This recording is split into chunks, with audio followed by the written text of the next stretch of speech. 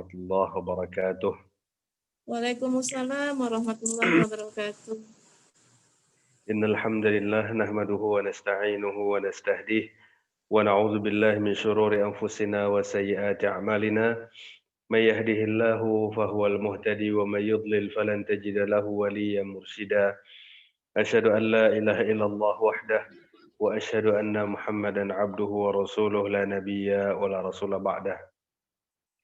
Allahumma la sahla illa ma ja'altahu sahla wa anta taj'alul hazna idza syi'ta sahla. Rabbi shrah li sadri wa yassir li amri wahlul 'uqdatam min lisani yafqahu qawli. Alhamdulillah puji dan syukur kita panjatkan kehadirat Allah Subhanahu wa taala karena rahmat dan kasih sayangnya Allah masih memperkenankan kita semua untuk hadir dalam majelis ilmu secara virtual ini. Mudah-mudahan Allah Subhanahu wa taala melindungi kita dari berbagai macam penyakit dan mudah-mudahan Allah segera mengangkat wabah ini sehingga kita bisa bermajlis, bertemu lagi di dalam majelis ilmu secara normal ya. Nah, ibu-ibu kajian pecinta sunnah yang dirahmati Allah Subhanahu wa taala. Alhamdulillah pada pagi hari ini kita bisa bertemu dan sebagaimana yang ada di dalam undangan bahwasanya tema pembahasan kita pada pagi hari ini adalah 5 ujian apabila menimpa manusia. Jadi hadis ini atau judul tema atau tema pembahasan pada pagi hari ini sebenarnya saya ambilkan dari satu hadis yang diriwayatkan oleh Ibnu Umar radhiyallahu anhu, putranya Umar bin Khattab radhiyallahu anhu. Hadis ini diriwayatkan oleh Ibnu Majah di dalam sunannya, di dalam kitab sunannya.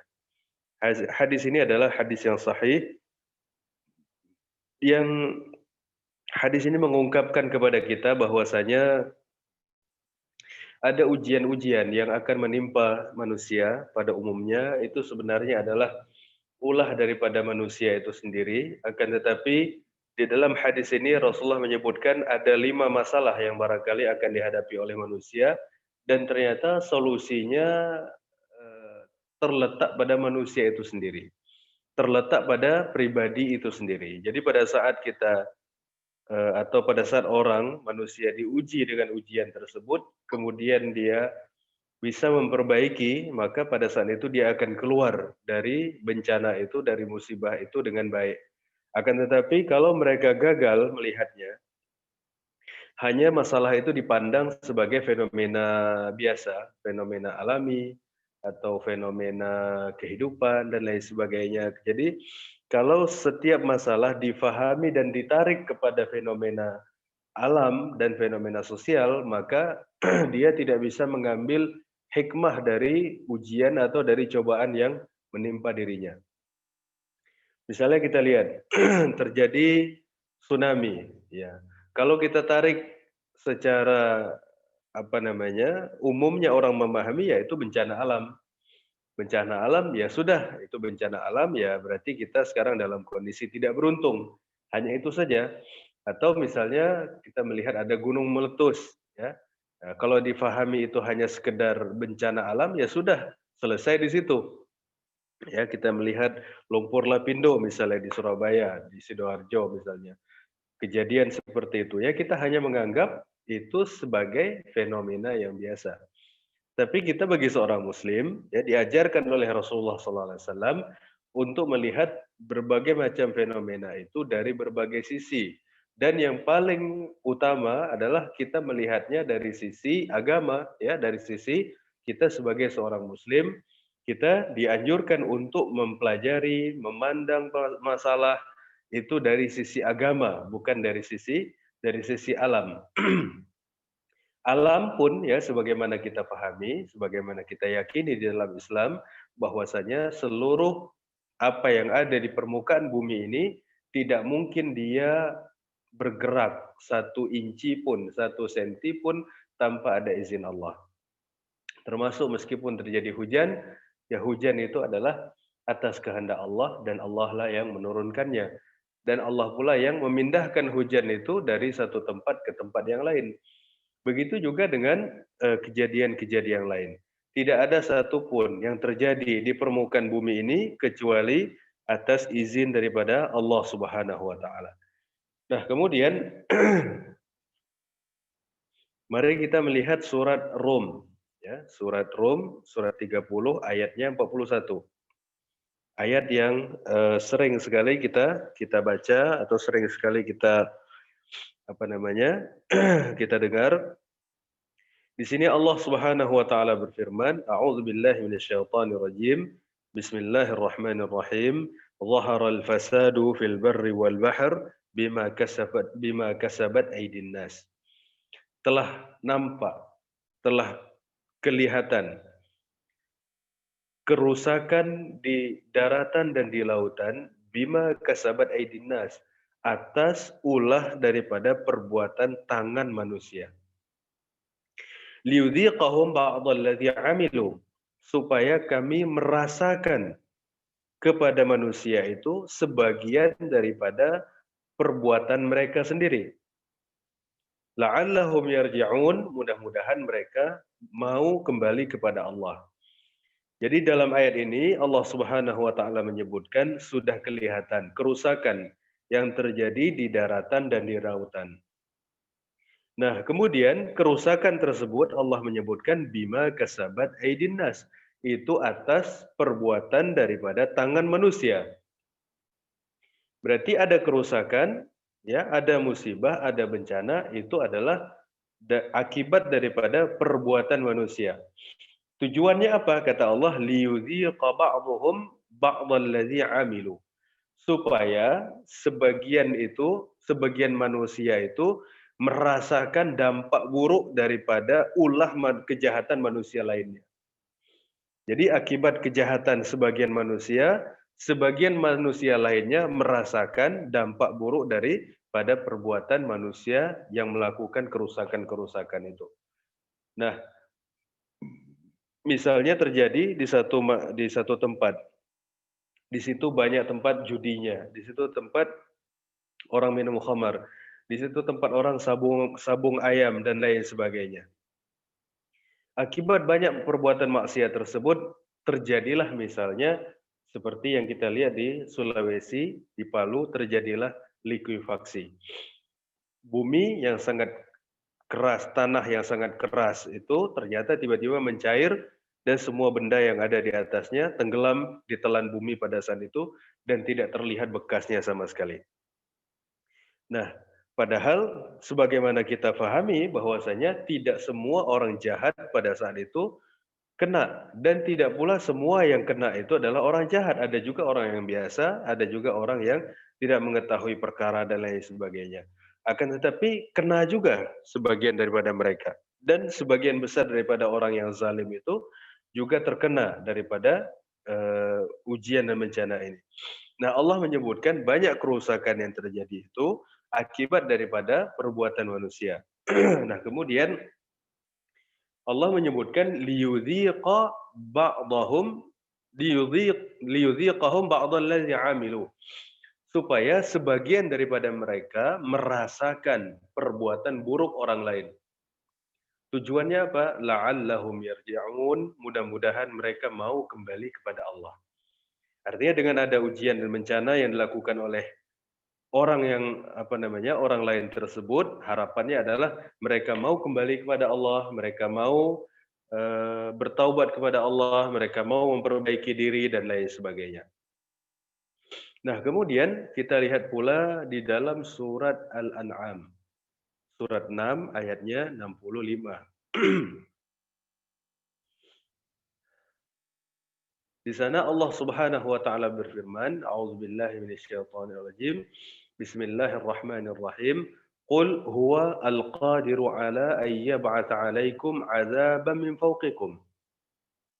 Katakan wahai Muhammad kepada mereka, dialah Allah yang mampu untuk mengirim azab, hukuman kepada manusia itu min fawqikum, dari atas kalian. Dari atas kepala mereka.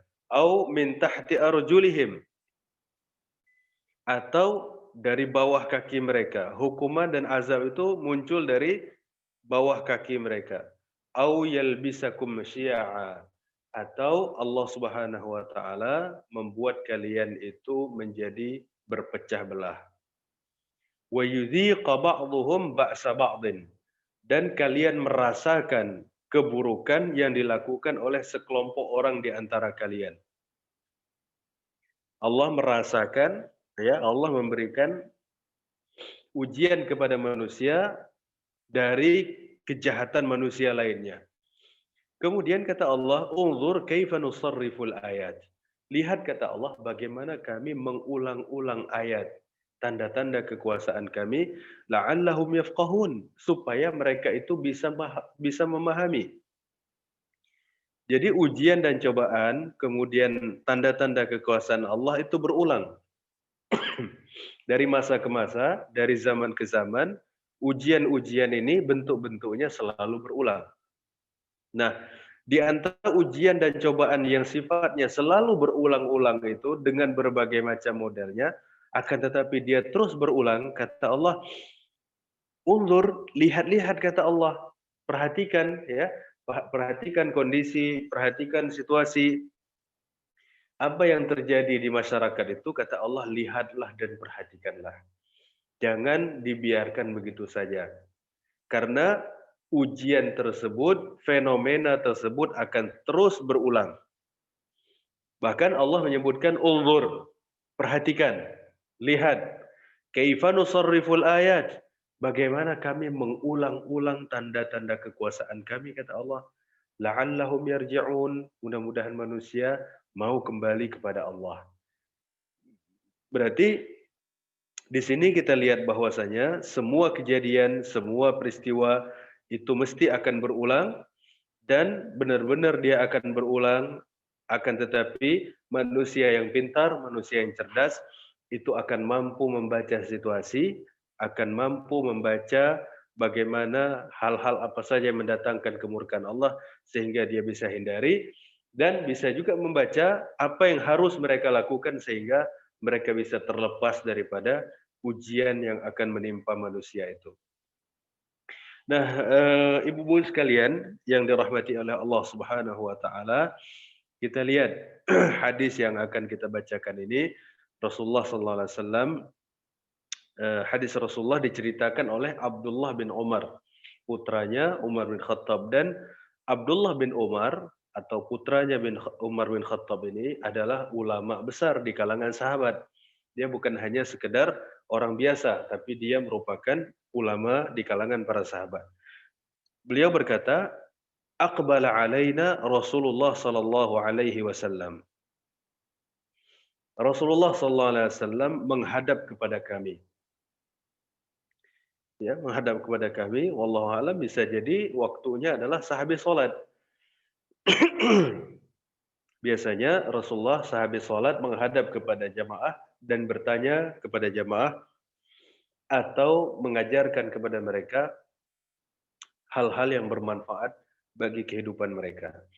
Nah, kemudian kata Ibnu Umar, aqbala alaina Rasulullah sallallahu alaihi wasallam faqal, Rasulullah sallallahu alaihi wasallam menghadap kami dan bersabda, "Ya ma'syaral muhajirin, wahai sekalian kaum muhajirin, khamsun idza btulitum bihin."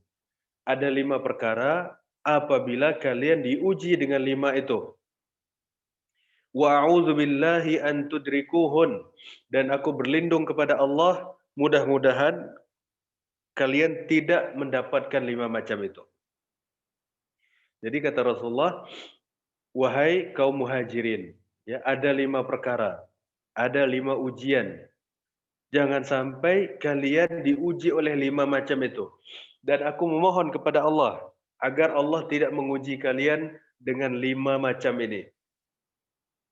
Nah, kemudian Rasulullah SAW menyebutkan yang pertama adalah lam tazhar al-fahisha fi qaumin qattun hatta yu'linu biha. Tidaklah terjadi al-fahisha, perbuatan keji, perbuatan maksiat. Ya, perbuatan zina disebut dengan fahisyah. Apabila perbuatan keji, perbuatan zina fi qaumin qattun, perbuatan zina dan perbuatan liwat, ya. Liwat ini apa namanya? Laki-laki senang dengan laki-laki. Wassihaq, juga perempuan senang dengan perempuan. Juga manusia senang dengan hewan, ya. Jadi Rasulullah menyebutkan apabila perbuatan ini, perbuatan keji ini, perbuatan zina ini, apakah laki-laki dengan laki-laki atau perempuan dengan laki-laki atau manusia dengan hewan sekalipun, sampai hal-hal itu menjadi tersebar di mana-mana dan orang menganggapnya biasa saja. Ya, orang menganggap biasa. Kemudian kata Rasulullah, illa fasha fihim at-ta'un wal auja' allati lam takun madat fi aslafihim alladhi madaw. Kata Rasulullah, apabila perbuatan ini muncul di tengah masyarakat dan beredar banyak di tengah masyarakat, maka pada saat itu Allah akan memunculkan penyakit ta'un, penyakit wabah, wal auja', dan penyakit-penyakit yang belum ada sebelumnya. Nah, jadi di sini kita lihat, ya, Rasulullah menyebutkan apabila terjadi perbuatan maksiat, perbuatan zina, perbuatan homo, perbuatan lesbi, LGBT dan lain-lain sebagainya itu, apabila telah muncul di satu masyarakat dan masyarakat tersebut tidak melarang mereka, tidak mencegah mereka, maka yang akan muncul berikutnya adalah masalah yang akan timbul di tengah masyarakat adalah akan muncul ta'un, akan muncul wabah penyakit. Akan muncul penyakit yang sifatnya wabak. Kemudian wal auja' dan penyakit-penyakit yang belum pernah ada sebelumnya. Nah, jadi jamaah sekalian yang dirahmati Allah, ibu-ibu sekalian yang dirahmati Allah, pada saat kita melihat hadis ini, Rasulullah kasih solusi, ya, bahwasanya penyakit-penyakit yang ada itu obatnya bukan vaksin, ya. Obatnya bukan minum ini, minum itu, bukan kita harus lakukan ini dan itu, kata Rasulullah.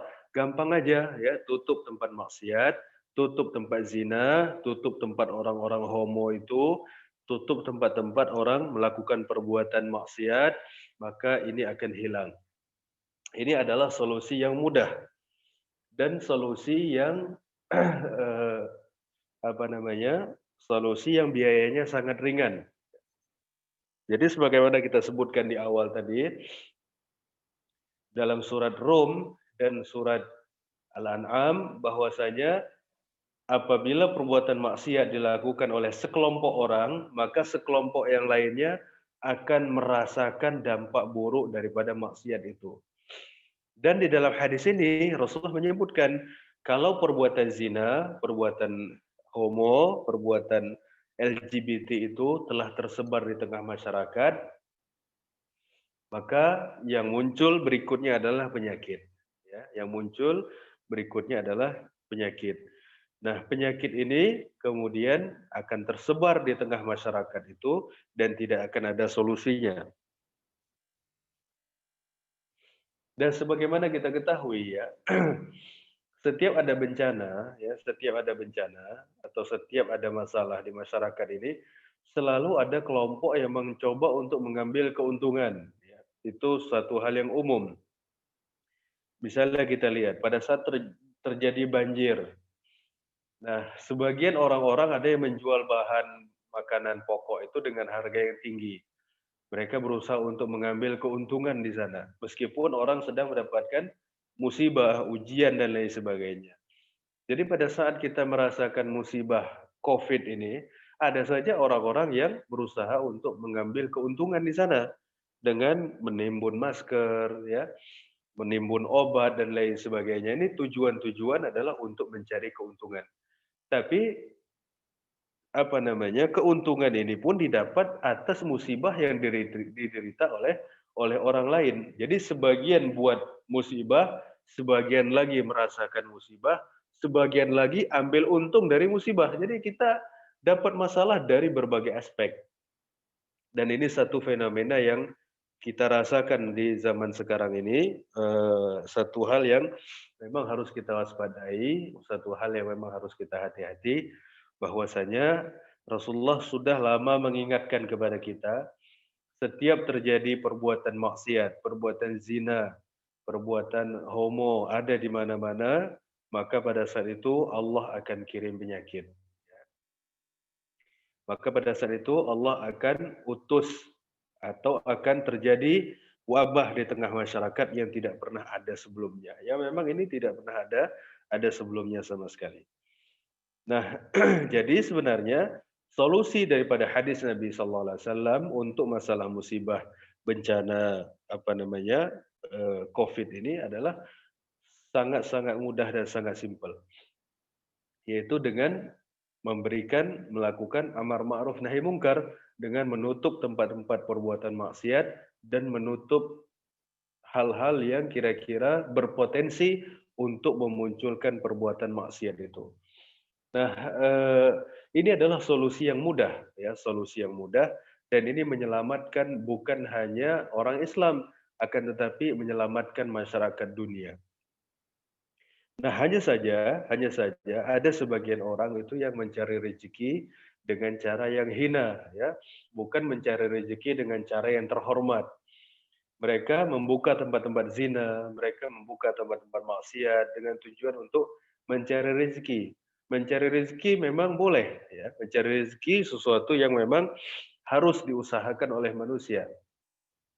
Akan tetapi manusia harus mencari rezeki dengan cara yang terhormat, ya, dengan cara yang baik, dengan cara yang terpuji, bukan dengan cara yang buruk, ya, dengan cara yang merusak wibawa, dengan cara yang merusak kehormatan, apalagi merusak tatanan masyarakat. Nah, ini juga harus menjadi perhatian bagi seorang pada saat mereka mencari rezeki, dia harus mempertimbangkan berbagai aspek, bukan hanya aspek untung dan aspek banyak uang, cepat kaya dan lain sebagainya. Akan tetapi yang diperhatikan juga adalah aspek kira-kira pekerjaan ini terhormat apa tidak? Kira-kira perbuatan ini merusak orang apakah tidak? Terpuji apakah tidak? Ya, dan lain sebagainya, itu harus menjadi perhatian ya sebelum dia mencari rezeki.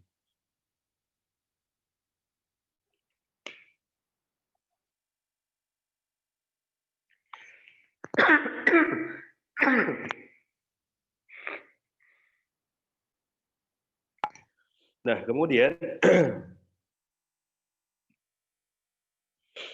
kita lihat tadi Rasulullah SAW menyebutkan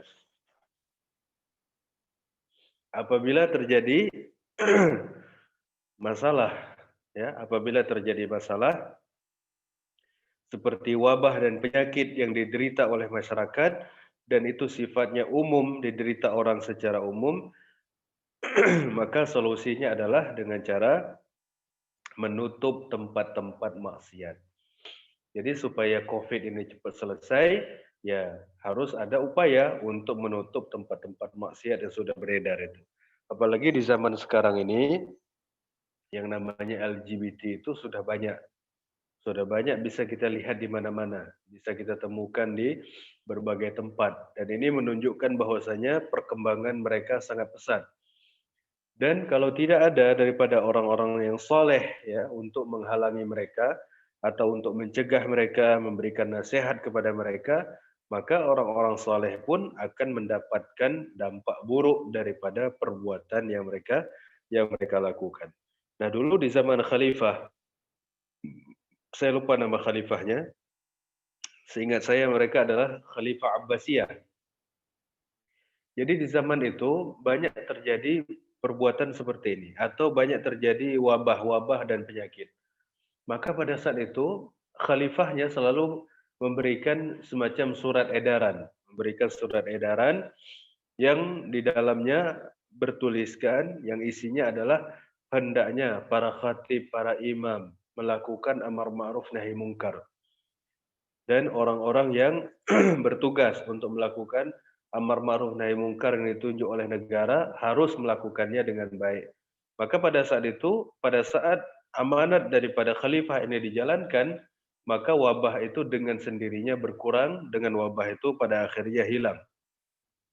Jadi memang ini petunjuk Nabi Muhammad SAW, selain ikhtiar kesehatan yang kita lakukan sekarang ini, menjaga jarak ya, menggunakan masker, kemudian cuci tangan, minum apa namanya, qistul hindi ya, dan lain sebagainya, akan tetapi masalah utamanya bukan di situ ya. Masalah utamanya adalah perbuatan buruk dan perbuatan maksiat yang terjadi di tengah masyarakat, maka kita pun jangan gagal fokus ya. Nah, jangan gagal fokus, masalahnya itu di hulunya. Jadi yang harus diselesaikan itu yang di hulunya. Kalau di hilirnya ini hanya efek buruk daripada apa yang terjadi di hulunya sana. Jadi memang kita sebagai seorang muslim telah diberikan petunjuk oleh Rasulullah Shallallahu alaihi wasallam bagaimana cara mengatasi masalah ini. Nah, apa namanya? Pada saat kita melihat ternyata Rasulullah SAW sudah memperingatkan kita jauh-jauh hari untuk menyampaikan ya, untuk kita sampaikan kepada umat, kepada masyarakat, akan terjadi musibah seperti ini, akan terjadi bencana, akan terjadi wabah yang diderita oleh umat. Maka pada saat itu solusi yang paling mudah adalah solusi yang datangnya daripada Rasulullah Sallallahu Alaihi Wasallam. Dan ini kalau kita amalkan, insya Allah akan segera, ya, akan segera hilang. Nah, kemudian fenomena apa namanya, orang berzina, kemudian fenomena laki-laki suka dengan laki-laki, wanita suka dengan wanita, ini di akhir-akhir ini sudah semakin banyak. Ya. Syiar-syiar mereka, ya, syiar apa namanya, simbol-simbol mereka itu sudah sangat beredar, ya, sudah banyak beredar di tengah masyarakat. Mereka punya komunitas, mereka punya grup, mereka punya apa namanya, kegiatan dan lain sebagainya. Itu sudah banyak di masyarakat ini. Maka ini satu hal sebenarnya yang sangat mengkhawatirkan, ya. Satu hal yang sangat mengkhawatirkan. Jangan-jangan setelah ujian ini akan ada ujian-ujian lainnya kalau mereka itu tidak kita atasi. Nah, cara yang paling mungkin untuk kita lakukan adalah dengan menyebarkan dakwah ini seluas-luasnya, termasuk kepada orang-orang yang terlibat di dalam perbuatan LGBT ini. Karena masalah utamanya adalah masalah yang mereka lakukan, sehingga orang-orang yang tidak ikut di situ pun ikut ke bawah dan ikut merasakan apa yang mereka perbuat selama ini. Nah, jamaah sekalian yang dirahmati Allah Subhanahu wa taala, kemudian yang kedua, Rasulullah sallallahu alaihi wasallam menyebutkan walam yanqusul mikyala wal mizan. Kalau satu masyarakat mengurangi takaran dan timbangan, illa ukhidhu bisinin, maka mereka akan diuji oleh Allah Subhanahu wa taala dengan kemarau. Wa syiddatil maunah, akan diuji pula dengan mahalnya bahan pokok, mahalnya sembako, wajuri sultani alaihim, dan pemimpin yang zalim kepada mereka. Coba ini kita lihat. Jadi Rasulullah menyebutkan ada masalah di masyarakat ini, apa namanya, kemarau. Kemudian sembako mahal. Kemudian yang ketiga, pemimpinnya zalim. Ini fenomena masyarakat, kesulitan yang diderita oleh masyarakat. Sebenarnya pemimpin yang zalim, kemudian sembako yang mahal, kemudian apalagi tadi, ada kemarau, itu sebabnya adalah para pedagang melakukan perbuatan maksiat. Pedagang melakukan perbuatan yang zalim. Para pebisnis melakukan perbuatan yang jahat. Ya, orang-orang yang bisnis, apakah bisnis di pasar, ya, online dan lain sebagainya, mereka melakukan perbuatan maksiat berupa mengurangi timbangan, mengurangi takaran, mengurangi kualitas ya, mengurangi hal-hal yang sifatnya harus ditunaikan kepada pembeli, akan tetapi mereka melakukan manipulasi dan kejahatan di sana. Nah, setiap yang terjadi di pasar ini, perbuatan maksiat yang terjadi di pasar ini ternyata berefek kepada keluar pasar. Ternyata efeknya kemana-mana. Makanya salah satu hal yang penting juga sebenarnya adalah berdakwah di masyarakat pasar. Karena di pasar ini banyak sekali terjadi perbuatan maksiat. Dari maksiat yang kecil sampai kemusyrikan itu terjadi di pasar. Dari perbuatan maksiat yang kecil sampai perzinaan, khamar, ya, judi dan lain sebagainya itu semua terjadi di pasar. Nah, ada orang yang berdagang kemudian dia tidak pede dengan berdagang, tidak sanggup bersaing, dia pergi ke dukun, dia melakukan perbuatan syirik dan lain sebagainya dan itu terjadi di pasar. Ada orang yang melakukan sumpah palsu. Dia katakan wallahi ini bagus, ini asli. Ternyata ini adalah KW dan lain sebagainya. Ini adalah perbuatan maksiat, sumpah palsu terjadi di pasar. Yang kata Rasulullah SAW, bahwasanya termasuk perbuatan maksiat yang paling besar adalah uququl walidain. Berbuat al-isyraku billah, syirik kepada Allah. Kemudian yang kedua uququl walidain, durhaka pada kedua orang tua. Kemudian yang ketiga kata Nabi wa qaulaz zur, sumpah palsu, omongan palsu, kesaksian palsu. Jadi pada saat seorang pedagang mengatakan ini kualitasnya bagus, ini asli, ini original ya, tapi sebenarnya tidak. Itu sebenarnya dia telah melakukan kesaksian palsu. Dia memberikan kesaksian palsu. Ya. Termasuk dalam hal ini adalah para wartawan, ya. Para wartawan juga kalau dia melaporkan yang tidak sebenarnya berarti dia melakukan kesaksian palsu. Kesaksian palsu itu adalah termasuk induk daripada dosa-dosa besar. Jadi Rasulullah menyebutkan akbarul kabair, dosa besar yang paling besar, ya. Sebenarnya itu udah dosa besar, tapi kata Rasulullah ini paling besar. Di antara dosa-dosa yang dosa besar dianggap paling besar, yang pertama adalah syirik. Yang kedua adalah durhaka sama orang tua. Yang ketiga kata Rasulullah syahadatuz zur. Ya, kesaksian palsu. Ya, kesaksian palsu. Wartawan ada kemungkinan nggak dia makan uang haram? Ada. Kalau dia melaporkan atau dia mengangkat berita atau menulis berita tidak sebagaimana mestinya, yaitu dia makan harta haram. Ya, dia digaji dengan itu, dia cari penghasilan dengan itu, dan pada akhirnya dia mendapatkan uang, uangnya dibawa ke rumah, dimakan anak istrinya, itu makan haram. Nah, jadi tadi kita lihat yang terjadi di tengah masyarakat kita ini, biaya hidup mahal, ya, harga sembako mahal, kemudian terjadi kekeringan, kemudian pemimpin zalim, ya, pemimpin jahat kepada rakyatnya. Nah, ternyata Rasulullah menyebutkan solusinya itu adalah memperbaiki ekonomi pasar. Jadi pada saat misalnya terjadi barang mahal, biaya hidup mahal, kemudian terjadi kemarau. Yang kita lakukan apa? Menggali sumur banyak-banyak, kemudian memperbanyak produksi tani. Itu bukan solusi utama.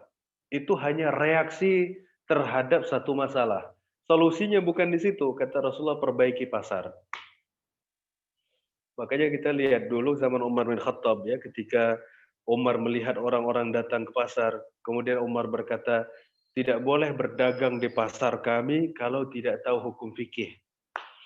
Ya, kalau tidak tahu hukum syariat, mana yang haram, mana yang halal, mana yang riba, mana yang tidak, mana yang ghish, ada kecurangan, mana yang tidak, mana ada unsur zalimnya, mana yang tidak. Kata Umar bin Khattab, jangan berdagang di pasar Madinah.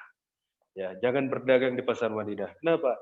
Karena kalau salah pedagang melaksanakan tugasnya, pedagang salah di dalam melaksanakan amanahnya sebagai pedagang, maka pada saat itu kacau semua. Masyarakat menjadi kacau, masyarakat menjadi susah, mereka bahan-bahan mahal, pemimpin mereka juga jahat, dan lain sebagainya. Konsletnya kemana-mana. Jadi terjadi masalah di tengah masyarakat, kita harus cari sebenarnya ini di mana yang harus diperbaiki. Ya, di mana ini yang harus kita tambal, di mana ini yang harus kita renovasi, di mana yang harus kita sumbat bocornya ini. Kalau kita menyembuhkan satu masalah bukan pada tempatnya, maka itu tidak akan selesai selama-lamanya. Ya, misalnya tadi kita sebutkan terjadi terjadi misalnya kekeringan, kemudian bahan pokoknya menjadi mahal, kemudian pemimpinnya zalim. Yang kita lakukan apa? Masing-masing di depan rumah ada yang piara lele, ada yang piara apa namanya, hidroponik, ya segala macam. Bukan solusi, ya bukan di situ masalahnya. Tetap aja bahan akan mahal walaupun kita tanam sebanyak-banyaknya, tetap aja itu akan mahal dan akan muncul kemarau dan pemimpin zalim tetap aja akan muncul. Karena bukan itu solusinya. Kata Rasulullah, kalau masyarakat mengurangi timbangan, mengurangi takaran, pasti kata Rasulullah mereka akan diuji dengan kemarau. Mereka akan diuji dengan biaya hidup mahal. Mereka akan diuji dengan pemimpin yang zalim. Nah, ibu-ibu sekalian yang dirahmati Allah Subhanahu wa taala, maka salah satu masyarakat yang dakwah itu harus sampai kepada mereka itu adalah dakwah kepada masyarakat pasar. Apakah mereka yang standby di pasar, tinggal di dalam pasar, tidur di dalam pasar, hidup di dalam pasar, atau masyarakat yang berdagang dan berbisnis meskipun mereka tinggalnya tidak di dalam pasar. Melakukan penataran, melakukan pendidikan, melakukan sosialisasi, seminar yang baik, pedagang muslim yang baik, pedagang yang sehat, pedagang yang amanah dan lain sebagainya, itu bagian yang harus dilakukan untuk kepentingan masyarakat yang baik dan kehidupan yang sejahtera.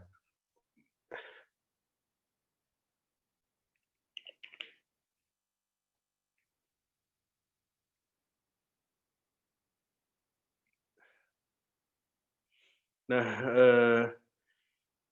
ibu-ibu sekalian yang dirahmati Allah Subhanahu wa taala, poin yang kedua tadi,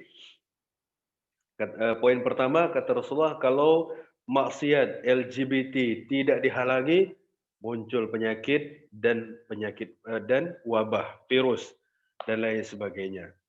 Kemudian yang kedua, kalau pedagang ini di pasar dan orang-orang yang terlibat di dalam bisnis tidak jujur, ya, tidak jujur dan mereka zalim di dalam bisnisnya, pastilah muncul kemarau, pastilah biaya hidup mahal, dan pastilah pemimpinnya zalim. Ini hadis, bukan hasil penelitian ulama, bukan.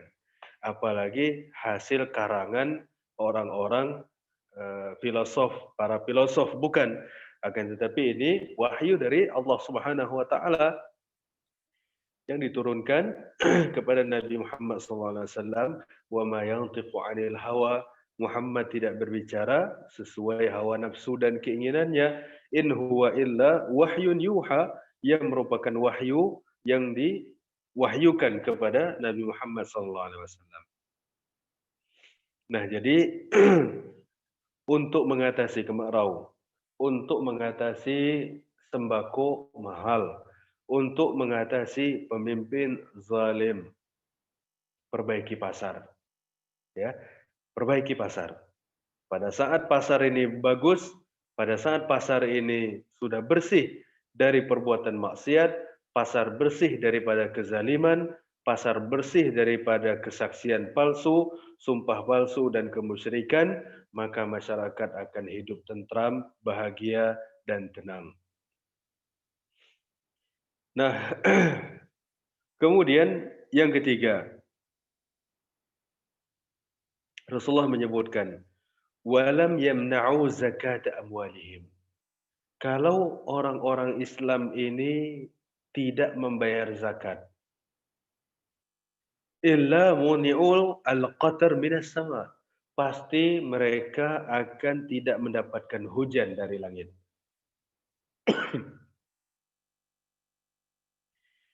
Walaulal bahaim lam yumtaru. Kalau seandainya Allah tidak sayang kepada hewan, maka manusia itu tidak akan diberi hujan. Jadi dalam poin ketiga ini, ya, Rasulullah SAW menyebutkan bahwasanya dampak daripada tidak membayar zakat, menahan zakat, tidak mengeluarkan zakat sebagaimana mestinya, sebagaimana hal yang harus dikeluarkan, ya, maka pada saat itu Allah Subhanahu wa taala akan menahan hujan dari langit. Allah tidak akan memberikan hujan dari langit.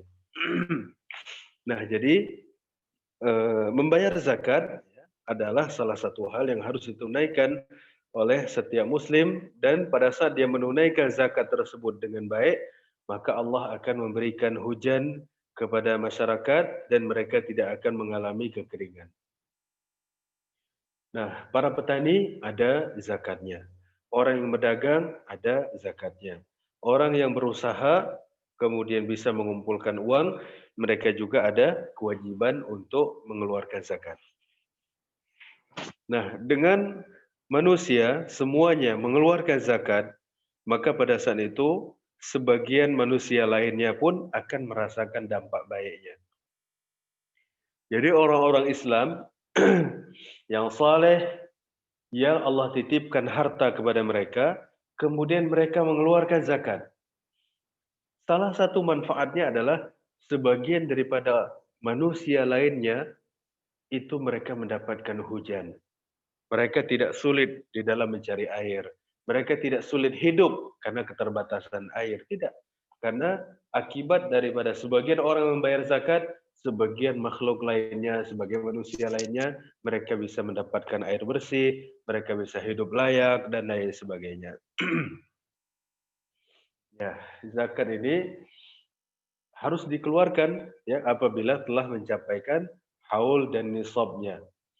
Ya, kalau misalnya haulnya di bulan Januari, ya keluarkan Januari, jangan tunggu Agustus, ya. Kalau haulnya di bulan Muharram, ya keluarkan di bulan Muharram, jangan tunggu Ramadan. Ya, ini kesalahan.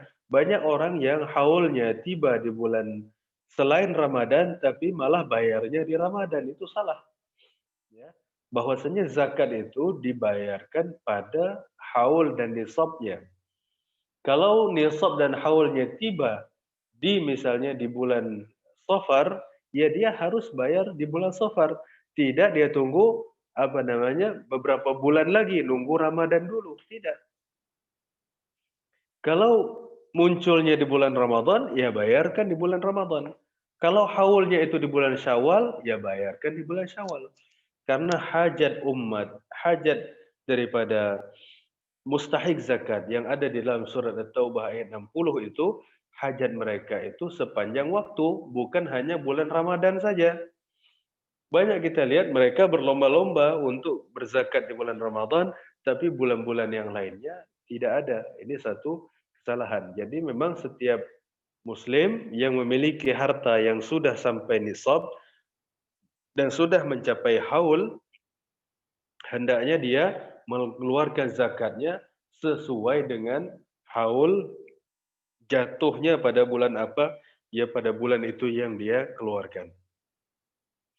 Nah, kalau misalnya zakat itu eh, ya zakat ini 2,5%. 2,5% misalnya dari 100 juta misalnya 2,5 juta ya. Nah, yang harus dia keluarkan ya 2,5 juta. Jangan sampai dia datang ke masjid bawa uang 500.000, lalu dia katakan kepada pengurus masjid, "Pak, ini zakat saya." Nah, mungkin pengurus masjid sungkan hatinya untuk bertanya, ya, harta yang ibu punya yang sudah mengendap 1 tahun dan sudah mencapai nisab zakat berapa? Dia mungkin sungkan untuk nanya. Tapi ada sebagian orang yang begitu, dia katakan, ini zakat saya Pak, 500.000. Ya, 500.000 itu zakat dari nisab berapa? Ya, kecuali dia bisa bagi-bagikan. Misalnya dia sudah punya, oh ini kalau uang 100 juta berarti 2,5%-nya adalah 2.500.000. Berarti untuk masjid itu 500, untuk masjid ini sekian, untuk masjid. Silahkan. Tapi kalau hanya memberikan 2,5%, apa namanya, 500.000 rupiah, sedangkan dia punya harusnya yang dia keluarkan 2,5 juta, berarti yang 2 juta tidak dia keluarkan. Itu nggak boleh, ya, karena itu bukan hak dia. Kalau misalnya dia punya uang 1 miliar, berarti dia keluarkan 25 juta. Nah, kalau dia zakatin hanya 1 juta, 2 juta, itu belum menggugurkan kewajibannya. Harus dia tunaikan sebagaimana mestinya. Nah, ini satu fenomena yang sering terjadi di masyarakat. Ya, pada saat ada orang ditanya, dia katakan, saya mau bayar zakat. Dia katakan, saya mau bayar zakat, Pak. Lalu ditanya, berapa hartanya? Dia katakan sekian miliar. Setelah dihitung-hitung, Pak ini zakatnya 300 juta. Kaget dia nggak jadi. Dia kira zakat itu 200.000, 500.000. Bukan begitu zakat. Zakat itu hitung berapa nilainya, berapa jumlahnya, dikalikan 2,5%. Nah, berapapun setelah hasil perkalian setelah dikali itu keluar, entah keluarnya 2.500.000 atau 5 juta, 10 juta, ya, dan seterusnya, itu adalah harta ya zakat yang harus dikeluarkan. Ya, kadang-kadang orang zakatnya harus dikeluarkan 2,5 juta, tapi dia keluarkan 500.000. Berarti dia berhutang kepada Allah 2 juta, nggak boleh, ya. Allah sudah kasih dia dengan jumlah yang sangat besar, akan tetapi dia masih berhitung-hitung di dalam mengeluarkan zakat. Nah, jadi pada poin yang ketiga ini Rasulullah menyebutkan kalau sulit mendapatkan air, ya, kata Rasulullah kalau sulit mendapatkan air sebelum kita sholat istisqa, ya memang dianjurkan kata Rasulullah kalau sulit dapat air, sholat istisqa, sholat minta hujan. Nah, di sisi yang lain kata Rasulullah kalau sulit dapat air kata Rasulullah bayar zakat. Nah, di dalam khutbah istisqa itu juga harus diingatkan bahwasanya hai kaum muslimin yang punya kemampuan, yang punya tanggung jawab dari Allah berupa kewajiban zakat dan lain sebagainya harus ditunaikan. Percuma salat istisqa tapi tidak bayar zakat.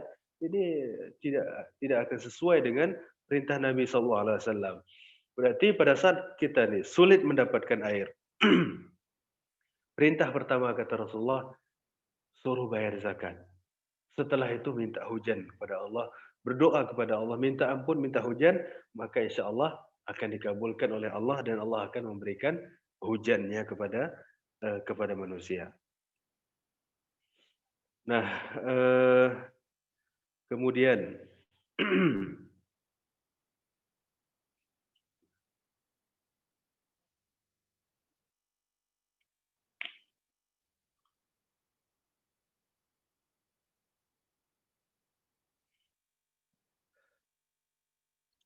poin yang keempat, Rasulullah menyebutkan walam yanqudu ahdallah wa ahda rasulih illa sallatallahu alaihim ahdan min ghairihim, aduwan min ghairihim. Fa'akhadhu ba'dha ma fi aydihim. Kalau manusia tidak menunaikan perjanjian mereka kepada Allah dan Rasul-Nya, maka Allah akan mengutus kepada manusia itu musuh. Sehingga musuh itu mengambil sebagian apa yang dimiliki oleh orang itu. Coba kita lihat. Rasulullah menyebutkan, kalau janji kita kepada Allah dan Rasul-Nya tidak kita tunaikan, maka musuh akan datang kepada kita dan merampas harta milik kita. Apa maksudnya janji kita kepada Allah dan Rasul-Nya? Janji kita kepada Allah dan Rasul-Nya adalah semua janji yang ada di permukaan bumi ini. Perjanjian sewa-menyewa, ya, perjanjian hutang piutang, perjanjian pernikahan, perjanjian jual beli, perjanjian macam-macam itu apa namanya amanah dan lain sebagainya, termasuk perjanjian apa namanya seorang yang kampanye, kalau saya berhasil saya akan begini begitu, ya kepala negara juga begitu, dan semua orang yang telah berjanji dan berikrar dengan menyebut nama Allah supaya mereka menunaikan perjanjian itu dengan sebagaimana mestinya. Kalau perjanji-janji itu, perjanjian yang kita menyebutkan nama Allah, tidak kita tunaikan, kata Rasulullah, nanti akan datang musuh kepada kalian dan musuh itu akan merampas sebagian apa yang kalian punya. Emas kita dirampas orang, minyak kita dirampas orang, gas kita dirampas orang, timah kita dirampas orang, tanah kita dirampas orang, semua dirampas. Masalahnya di mana ini? Kenapa musuh ini kok begitu senangnya kepada kita? Kenapa dia berpikir merampas kita? Kenapa dia nggak pergi ke negara orang? Kenapa dia nggak pergi ke tempat yang lain? Rasulullah menyebutkan kalau janji kita kepada Allah, janji kita kepada Rasulullah tidak kita tunaikan, maka musuh datang kepada kita dan merampas apa yang kita punya. Apa janji kita kepada Allah? Kita berjanji, insya Allah saya pinjam uang, insya Allah bulan depan saya akan tunaikan. Datang bulan depan orangnya hilang.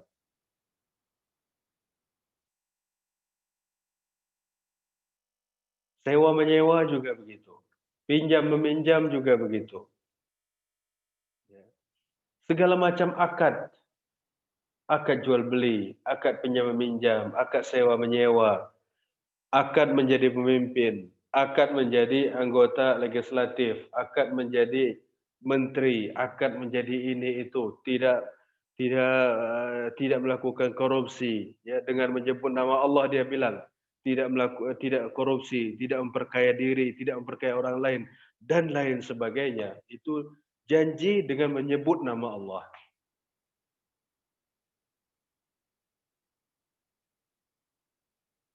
Ini masalah besar. Melanggar janji-janji, tidak amanah, ya, tidak amanah. Bekerja bersama-sama, tapi hasilnya sebagian disembunyikan, temannya nggak dikasih. Bisnisnya bareng, tapi begitu bagi hasil, sebagian hasilnya diumpetin sama dia, nggak dikasih kawannya. Ini bagian daripada kezaliman. Dan Rasulullah menyebutkan tadi, kalau perjanjian dengan Allah dan Rasul-Nya, ya, tidak kita tunaikan sebagaimana mestinya, kata Rasulullah, nanti datang musuh dan nanti akan merampas sebagian yang kalian miliki.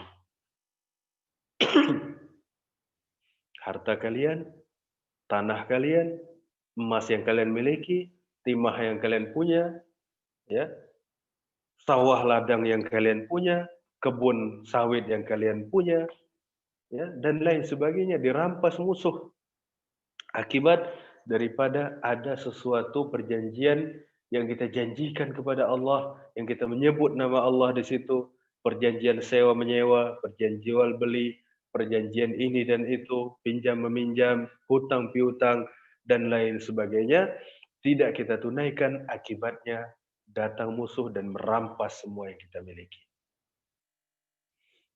Makanya mas kalian yang dirahmati Allah, ibu-ibu pecinta sunnah yang dirahmati oleh Allah Subhanahu wa ta'ala. Perjanjian ini banyak level dan tingkatannya. Bagi pegawai kantoran ada janjinya. Berangkat jam sekian, pulang jam sekian. Yang harus dikerjakan ini dan itu. Ada janjinya. Pejabat negara janjinya ini dan itu. Fasilitas negara tidak boleh dipakai untuk kepentingan pribadi, ya, untuk kepentingan keluarga. Mobil dinas hanya dipakai untuk pekerjaan, untuk hanya pelaksanaan pekerjaan, bukan acara jalan-jalan. Misalnya contohnya, ya, itu janji dan itu akad harus ditunaikan. Akad dengan supir, bagaimana akadnya? Insya Allah nanti kamu setiap bulan dapat sekian. Tapi ternyata di akhir bulan tidak sebagaimana mestinya. Perjanjian dengan asisten rumah tangga, kamu kalau kerja sama saya, insya Allah kamu akan dapat sekian. Ini janji yang kita janjikan. Tapi pada akhirnya tidak sebegitu. Karyawan kita dan lain sebagainya.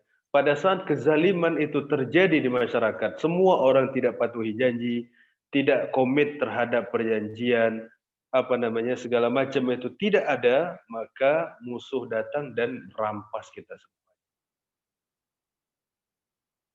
Jadi semacam hak orang itu diambil semuanya, hak orang yang memiliki, hak orang yang dhaif diambil musuh semuanya, kita akhirnya tidak memiliki apa-apa. Nah, jemaah sekalian dirahmati Allah, ini harus menjadi bahan renungan bagi kita semuanya bahwasanya begitu banyak bencana, begitu banyak ujian, begitu banyak masalah sosial yang terjadi di tengah masyarakat kita, ini harus kita cari-cari, harus kita lihat-lihat, harus kita amati, kita awasi apa sebenarnya masalahnya. Dan Rasulullah menyebutkan sumber masalahnya dan Rasulullah pula menyebutkan masalah-masalah yang ditimbulkan dari masalah itu. Nah, jadi pada saat misalnya kita hanya mengatasi di hulunya, di hilirnya. Sedangkan masalah di hulu, masalah utamanya tidak kita hiraukan dan kita abaikan.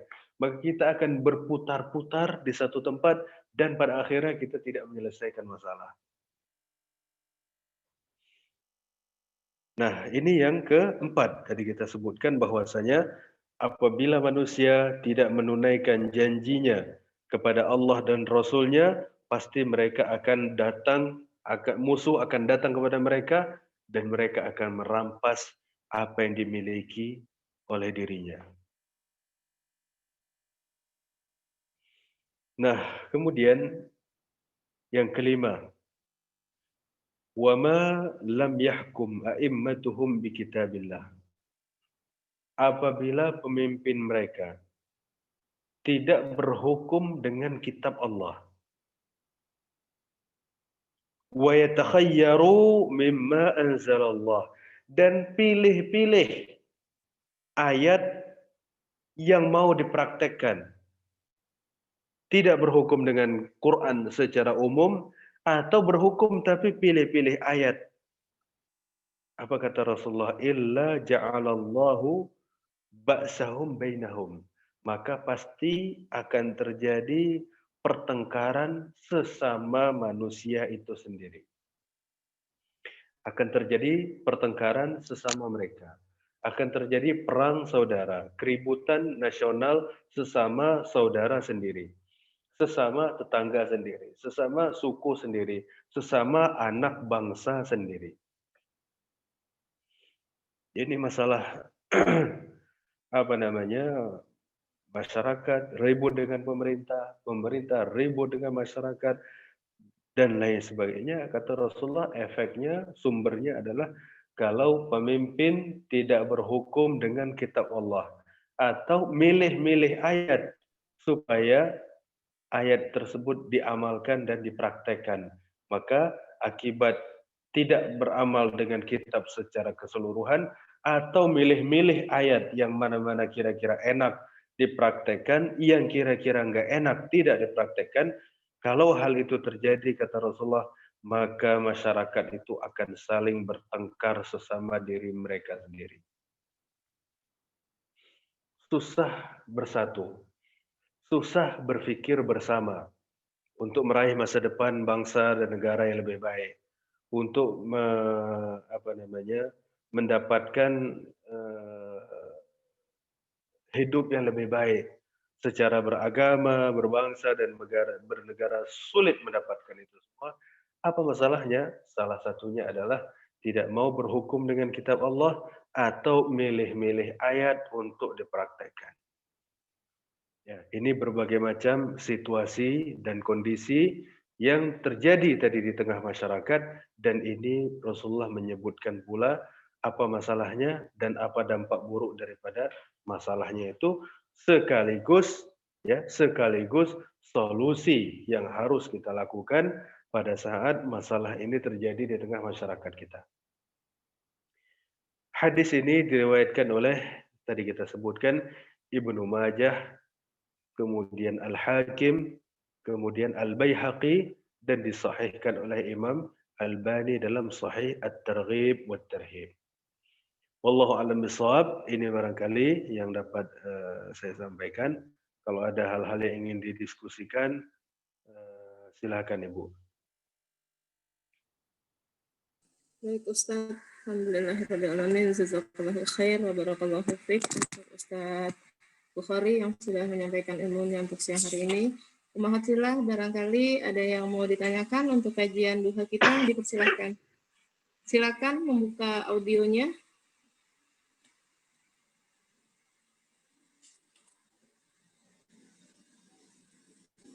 Mbak Uning, tafadhol Mbak Uning. Terima kasih. Ya, Assalamualaikum warahmatullahi wabarakatuh, Ustaz. Waalaikumsalam warahmatullahi wabarakatuh. Silakan Ibu. Ustadz, tadi di antara 5 hal ini kan menyebabkan kalau kita melakukannya menyebabkan turunnya azab dari Allah, Ustadz ya. Kalau kita lihat fenomena yang terjadi ini hampir semuanya sudah terjadi. Sedangkan kita ditugaskan untuk berdakwah. Jika kita sudah mendakwahi mereka, tapi mereka tetap ngeyel gitu Ustadz ya, masih tetap melakukan hal-hal tersebut, apakah azab tersebut tetap akan turun, atau solusinya kalau mereka tidak mau didakwahi, yang berdakwah itu hijrah aja Ustadz dari tempat yang aman gitu Ustadz. Itu aja Ustadz. Terima kasih Ustadz. Iya. Jadi ini pertanyaan yang bagus ya Ibu Wening. Kita lihat bahwasanya memang berdakwah itu pekerjaan abadi, ya, pekerjaan sepanjang hayat hidup kita. Dakwah ini tidak ada masa startnya dan tidak ada masa pensiunnya. Jadi berdakwah ini adalah sepanjang masa, dan selama kita masih aktif terlibat di dalam dunia dakwah, maka insya Allah pahala dakwahnya tetap akan terus jalan. Dan bahwasanya tidak boleh isti'jal. Isti'jal itu terburu-buru di dalam menunggu hasil dakwah, itu nggak boleh. Ya, banyak kegagalan yang terjadi di dalam dakwah itu akibat isti'jal, terlalu terburu-buru di dalam menunggu hasil dakwah. Dakwah itu bisa jadi kita nikmati hasilnya, bisa jadi juga kita tidak nikmati hasilnya. Maksudnya adalah bisa jadi efek daripada dakwah kita itu kita melihat hasilnya, masyarakat berubah, hidup masyarakat menjadi lebih baik, kebahagiaan mereka menjadi lebih baik, atau bisa jadi kita tidak melihat hasilnya. Sebagaimana sabda Nabi SAW ketika Rasulullah melihat jasad daripada Mus'ab bin Umair. Mus'ab bin Umair adalah sahabat yang masih sangat muda, ya, sahabat yang muda belia, tapi dia berasal dari keluarga kaya. Ya. Mus'ab bin Umair ini ganteng, ya, orangnya kaya, kemudian baunya wangi. Kalau berbicara itu selalu membuat orang itu terpukau dan membuat orang itu benar-benar jatuh hati kalau mendengar omongan daripada Mus'ab bin Umair ini. Dan pada saat itu Rasulullah mengutus Mus'ab bin Umair untuk berdakwah di kota Madinah kira-kira 1 tahun sebelum Rasulullah hijrah ke Madinah. Jadi semacam tim survei lokasi dan tim untuk berdakwah di lokasi terlebih dahulu kira-kira sebelum Rasulullah datang. Dan memang hasilnya luar biasa. Dalam waktu 1 tahun itu kata Mus'ab, rumah-rumah di Madinah itu sudah pada masuk Islam. Meskipun tidak seluruh penghuni rumah, tapi kebanyakan mereka sudah masuk Islam. Ada yang suaminya aja masuk Islam, ya. Kemudian rumah yang sebelah hanya istrinya aja masuk Islam, rumah sebelah hanya ayahnya saja, rumah sebelah anaknya saja. Tapi setiap rumah itu udah ada orang Islamnya, dan itu menunjukkan kesuksesan. Dan ketika Rasulullah hijrah dari Mekah ke Madinah, itu tidak ditolak orang sama sekali. Tidak dilempar batu, tidak dicaci orang, dan tidak diperlakukan orang dengan buruk. Artinya memang sudah sangat kondisional ya. Sudah sudah sangat kondusif ya. Afwan, sudah sangat kondusif dan sudah sangat aman dan tidak ada penolakan sama sekali ketika Rasulullah datang ke Madinah. Dan salah satu yang sangat berjasa di situ adalah Mus'ab bin Umair. Akan tapi ketika dalam perang Uhud, Mus'ab bin Umair ini ditakdirkan Allah meninggal dunia. Dia mati syahid di perang Uhud, dan sebagaimana kita sebutkan tadi, dia masih muda, kemudian berasal dari keluarga kaya, akan tetapi ketika perang Uhud dan meninggal dunia, tidak ada kain kafan yang cukup untuk menutupi tubuhnya. Kalau ditutup kepalanya, kakinya kelihatan. Ditutup kakinya, kepalanya kelihatan. Kemudian kata Rasulullah pada saat itu, wahai sahabatku, tutuplah kepalanya. Dan ambil rumput-rumput idkhir yang baunya harum itu untuk menutupi kakinya. Nah, kemudian Rasulullah bersabda bahwasanya ada orang-orang di antara kalian itu yang tidak melihat hasil daripada dakwahnya. Ada yang diwafatkan oleh Allah Subhanahu wa taala terlebih dahulu sedangkan dia belum melihat hasil dakwahnya. Nah, jadi kita tidak boleh terburu-buru ya, bisa jadi hasil dakwah kita ini kita melihat hasilnya secara langsung ataukah takdir Allah kita tidak melihatnya secara langsung. Tapi yang kita jadikan sebagai titik fokus adalah bukan di hasil dakwah, tapi apakah kita akan tetap istiqomah di jalan dakwah ataukah tidak. Nah, itu saja yang kita jadikan sebagai titik fokus kita. Dan tidak boleh lari dari medan dakwah ya. Nanti kalau lari dari medan dakwah seperti Nabi Yunus ditelan ikan ya. Kalau kita ditelan apa nanti Bu ya? Jadi Nabi Yunus lari dari medan dakwah, menghindar dari medan dakwah, ternyata pergi nyebrang ke lain pulau, ke wilayah lain, ternyata takdir Allah dia terjadi gelombang yang tinggi, jatuh dimakan ikan. Ya, dimakan ikan. Kemudian di dalam perut ikan dia bertaubat kepada Allah, ya Allah, perbuatan aku ini melarikan diri dari medan dakwah ini salah ya. Dia katakan la ilaha illa anta subhanaka inni kuntu minadh zalimin. Ya Rabb, maha suci engkau, tidak ada Tuhan selain engkau, sungguhnya aku ini adalah orang yang zalim. Jadi dari sini kita lihat lari dari medan dakwah itu sesuai doa Nabi Yunus, zalim itu kategorinya. Jadi memang lari dari medan dakwah itu tidak diperkenankan ya, apalagi semacam futur atau frustasi atau apa tidak diperkenankan. Jadi memang harus memperbaiki niat, mengokohkan pendirian dan memantapkan hati untuk terus berdakwah karena yang kita disuruh fokus pada kegiatan dakwahnya dan tak usah peduli dengan hasilnya. Hasilnya kita lihat secara langsung, alhamdulillah. Kalaupun Allah belum menakdirkan hasilnya untuk kita lihat, enggak masalah, toh juga pahalanya insya Allah sudah sampai. Nah, kemudian coba kita perhatikan surat Al-A'raf, ya, surat Al-A'raf, surat 7 ayat 164.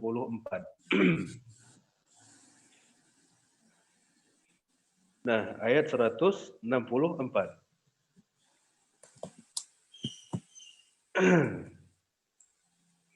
Nah, ayat ini di sini kita lihat ada orang-orang bertanya kepada Nabi Muhammad. Wa idz qalat ummatun minhum lima ta'iduna qauman Allahu muhlikuhum aw mu'adzibuhum 'adzaban syadida. Umat bertanya kepada Nabi Muhammad, "Kenapa sih Rasulullah engkau masih saja mendakwahi orang-orang yang sudah terkutuk itu? Orang-orang yang sudah mau dimusnahkan Allah itu. Orang-orang yang hampir saja mereka diazab oleh Allah. Kenapa masih mau berdakwah dengan orang model kayak gitu? Kenapa sih masih peduli dengan orang-orang yang ya kayaknya tidak ada harapan gitu untuk kita dakwahi?" Nah, kemudian jawabannya apa? Qalu ma'dziratan ila rabbikum. Yang pertama adalah sebagai alasan kita nanti di hadapan Allah. Maksudnya bagaimana? Kita punya alasan. Ketika ditanya, kenapa masyarakat kamu hancur berantakan, orang berbuat maksiat segala macam ini, kenapa kamu diam aja? Ditanya Allah, dihisab oleh Allah. Kemudian di akhirat dia mengatakan, ma'dziratan ila rabbikum. Aku punya alasan di hadapan Allah. Ya Rabb, kami nggak diam. Dulu sudah aku dakwain, dulu aku buat kajian, dulu aku lakukan ini dan itu. Sudah ada ikhtiar dan usaha kita. Di akhirat ini kasusnya ini ayat ini surat Al-A'raf ini ayat 64 164 ini peristiwa di akhirat. Ma'dziratan ila rabbikum. Sebagai alasan nanti di hadapan Allah kita ketemu dengan Allah sebagai alasan ya Rabb dulu sudah pernah aku lakukan. Dulu sudah pernah aku dakwahi, termasuk mendakwahi keluarga, anak, istri, tetangga dan lain sebagainya. Ini sebagai kita supaya kalau berlepas diri di hari kiamat kita udah punya alasan. Sudah pernah aku cegah ya Rabb. Sudah pernah aku nasihati. Sudah pernah aku kasih tahu. Ma'dziratan ila rabbikum. Kemudian yang kedua, wala'allahum yattaqun. Mudah-mudahan yang kita kasih nasihat itu dia muncul rasa takutnya kepada Allah. Nah, ini fungsi daripada kita berdakwah kepada orang, mengajak orang, ya, memberikan motivasi, membujuk, ya, memberikan arahan, memberikan tausiah dan lain sebagainya. Fungsinya dua ini, Bu, ya. Pertama, ma'dziratan ila rabbikum. Sebagai alasan kita nanti di hadapan Allah. Ya, kemudian yang kedua, wala'allahum yattaqun. Mudah-mudahan melalui perantara nasihat kami ini mereka mendapatkan petunjuk dan mereka nanti bertakwa kepada Allah. Wallahu a'lam bishawab. Ustadz Afwan, misalnya kita sudah berdakwah tapi yang didakwah itu tetap melakukan kemaksiatan. Apakah azab Allah tetap akan turun atau bagaimana Ustadz? Apakah tetap akan turun? Iya. Wallahu a'lam, bisa jadi tetap akan turun. Ya. Bisa jadi tetap akan turun. Akan tetapi orang-orang yang berusaha untuk untuk merubah itu akan diselamatkan Allah. Ya, insya Allah begitu. Coba kita lihat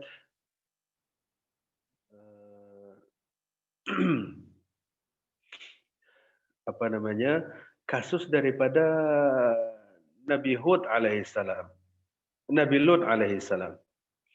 Nabi Lut alaihissalam disuruh berdakwah. Suruh berdakwah pagi, sore, siang, malam, suruh berdakwah. Tapi ternyata umatnya ini benar-benar tidak menghiraukan dakwah daripada beliau. Dan umatnya ini terjebak kepada LGBT, ya. Kalau zaman sekarang disebut LGBT. Kita lihat surat Hud ayat 81. Ya, surat Hud surat 11 ayatnya 81. Qalu ya Lut. Qalu ya Lut. Mereka berkata, hai Lut, inna rusulu rabbika lan yasilu ilaik. Sesungguhnya utusan-utusan Tuhanmu tidak akan sampai kepadamu.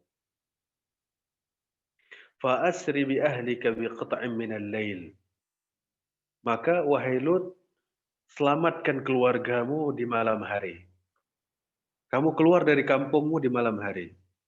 Wala yaltafit minkum ahad, dan tidak akan ada yang berpaling dari ajakan kamu itu illa mra'atak, kecuali istrimu. Innahu musibuha ma asabahum. Sesungguhnya istrimu itu akan mengalami apa yang dialami oleh kaummu. Coba kita lihat. Allah menyelamatkan Nabi dan pengikutnya yang soleh.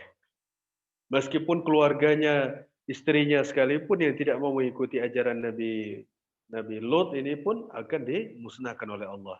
Termasuk yang terjadi pada kapal Nabi Nuh alaihissalam yang ikut beriman akan diselamatkan Allah, yang tidak, ya kalaupun turun azab, ya yang dimusnahkan adalah hanya orang-orang yang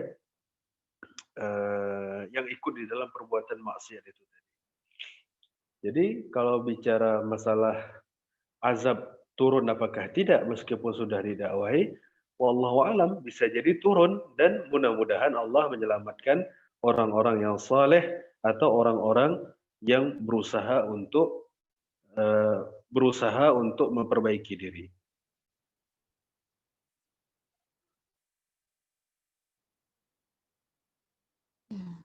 Syukran Ustadz. Jazakallah. Nah, ini. Coba kita lihat satu lagi, surat Hud juga. Surat Hud juga ayat 117.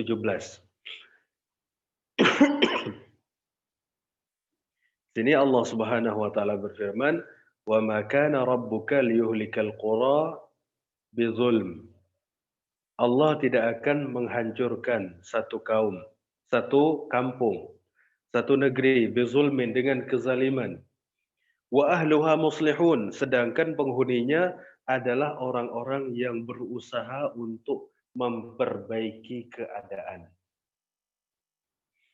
Coba ini kata-kata wa ahluha muslihun itu digarisbawahi bahwasanya Allah tidak akan mengazab satu kaum, mengazab satu masa, mengazab satu bangsa kalau di dalamnya ada orang-orang yang berusaha untuk melakukan perbaikan dan perubahan. Nah, ini yang kita lakukan ya. Yang kita lakukan ini adalah kita melakukan dakwah untuk memperbaiki dan melakukan perubahan di dalam masyarakat. Allahu a'lam bishawab. Alhamdulillah, jazakallahu khair Ustadz yang sudah gamblang menjelaskan. Mbak Wening sudah ini dengan jawaban itu? Alhamdulillah sudah Mbak Asih. Syukron. Alhamdulillah. Baik, di belakang Bu Wening, jika masih ada yang ingin bertanya, dipersilakan Ummahat.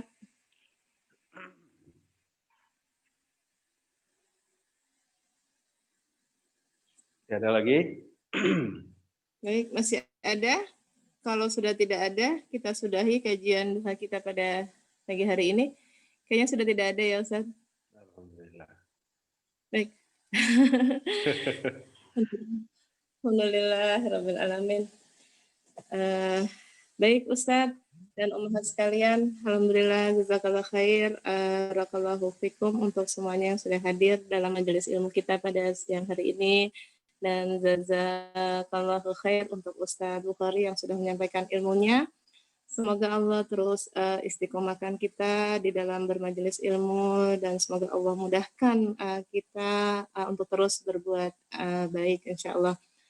Kita tutup dulu kajian duha kita pada siang hari ini dengan membacakan doa kafaratul majlis dan hamdalah. Subhanaka Allahumma wa bihamdika anta astaghfiruka wa atubu ilaik. Alhamdulillahirabbil alamin. Benar dari Allah semata, yang salah dari saya pribadi. Akhirul kalam. Assalamualaikum warahmatullahi wabarakatuh. Syafaqallah Ustaz